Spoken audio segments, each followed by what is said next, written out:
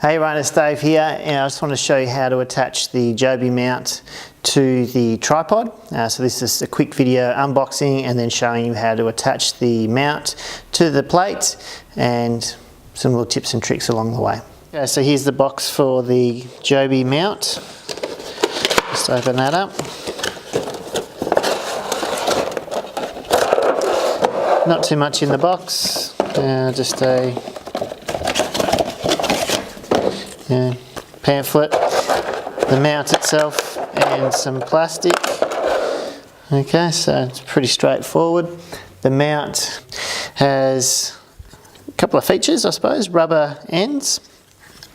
You have two screws here, so this one will control that sort of little ball head mount that will attach to the tripod, and then you have a sort of 90-degree swivel lock here which will allow it to go 90 degrees. So that's basically it. It's a pretty simple mount, but it's really effective. So here you can see it also slides up and down. So this will fit the iPad 6 Gen that you receive in the kit. Very flexible mount and really good for its price.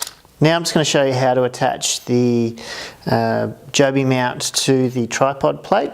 So just remember you've got this locking button on the tripod and you most likely need to unlock it. So just sliding that off and just remembering to press the button underneath to release it and go out the back.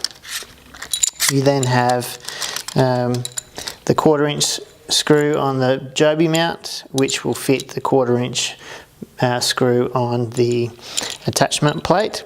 Okay, so what I like to do is just to lock off the mount so the parts don't move.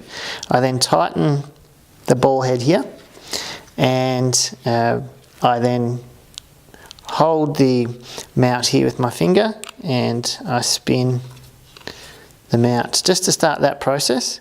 Okay, so you need to bring it all the way back this way, away from that pressure locking nut, so that your mount looks something like that. Once you've got it like that, you can then lock it off in that angle, get yourself a coin or a key or something along those lines, and tighten that bracket at the bottom here. Now that's probably the one thing I don't like about this tripod, because I don't like having to use a key or a coin to tighten that bracket, but the rest of the tripod's fantastic, so that's the consolation. So you've got that on. This is nice and tight, okay, it moves like that.